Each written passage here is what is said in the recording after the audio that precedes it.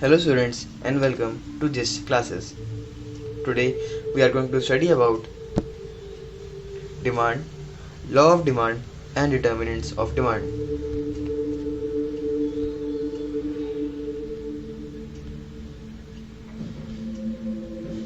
Here are the topics which we are going to cover in this video. Introduction, meaning of demand, types of demand, determinants of demand and law of demand. Introduction. People demand goods and services in any economy to satisfy their wants.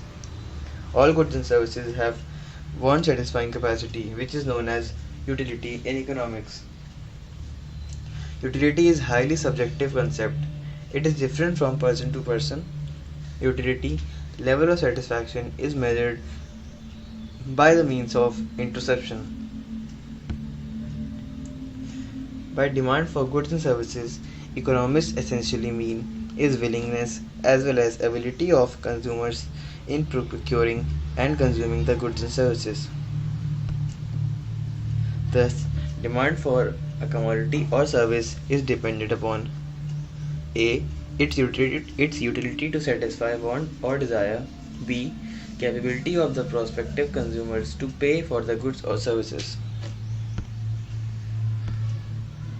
Meaning of demand. Demand for any commodity refers to quantity of that commodity which consumers are willing to purchase at different price during a given period of time. The word demand is used in sense as desire, but in economics, demand is not the same thing as desire. Desire means to the idea of having something, but demand refers to both the desire to have a commodity and the ability to fulfill this desire. Types of demand. Individual demand. Individual demand refers to that quantity of a commodity that an individual consumer is willing to purchase at a given price during a given period of time. For example, the quantity of petrol which you are willing to purchase is the individual demand. Market demand. Market demand refers to the total quantity of a commodity that all the households are willing to buy at a given price during a given period of time. Example, the quantity of petrol which all the buyers are willing to purchase is the market demand. Joint demand. Joint demand refers to the demand for two or more goods which are used jointly or demanded together. Example, bread and butter, milk and sugar, etc. Derived demand. Derived demand refers to the demand for a commodity that arises because of the demand for another or some other commodity. Example, brick, cement, stones, woods, etc. Composite demand. Composite demand refers to the demand for goods that have multiple uses.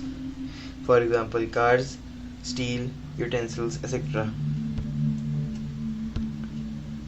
Determinants of demand. We can look at determinants of demand from the following viewpoints.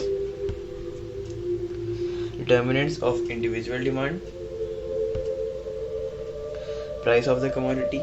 It means that the price and the quantity demanded move in opposite direction.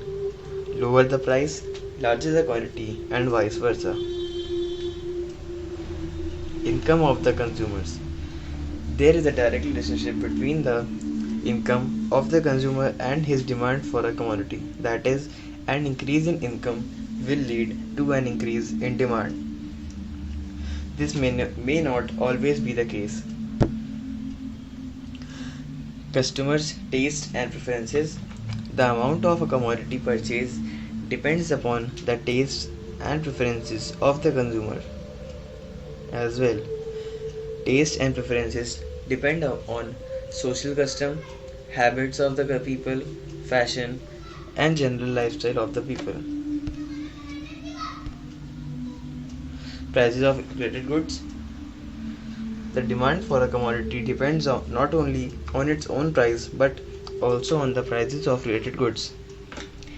If a change in the price of one particular goods affect the demand for another goods. Consumer satisfaction or consumers expectation.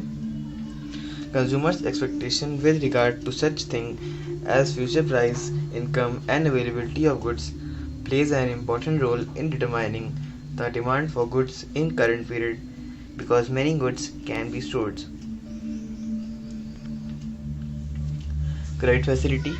Credit facility mostly affect the demand for expensive, durable goods such as cars, residential houses, etc. As a result, the demand for cars has increased because people are motivated to finance the purchase of car through borrowing from loans. Determinants of market demand. Size and composition of population. Market demand for a commodity depends on the size and composition of an economy. An increase in the size of population increases the demand for a commodity. Distribution of income.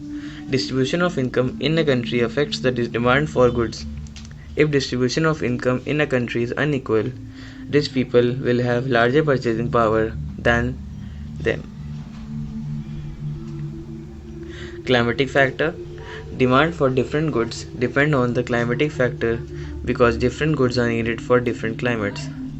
For example, in winter, demand for heaters, blowers, hot drinks, woolen clothes, etc. increases.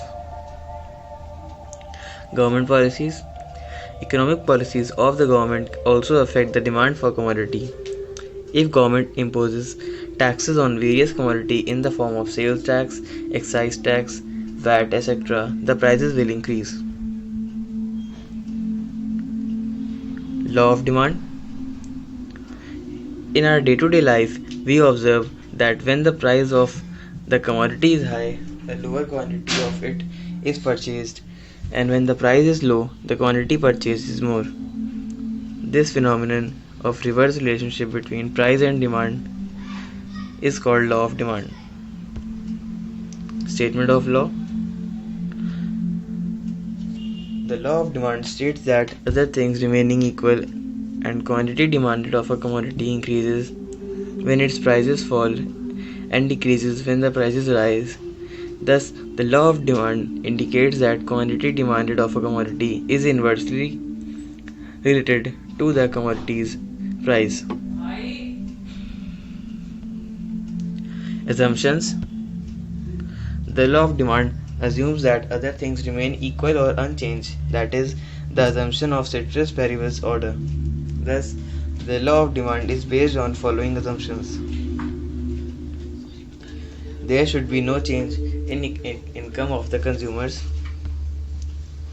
no change in the size and composition of population, no change in consumers' taste, preferences and habits and fashion,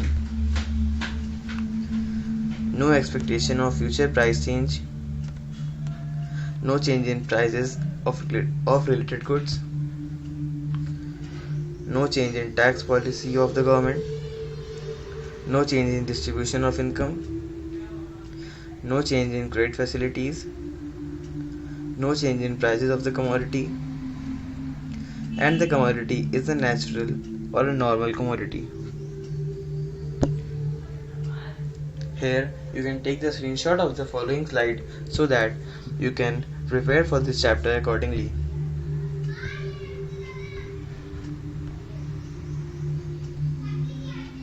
Thank you and stay tuned with our channel so that you can learn more about demand in part 2.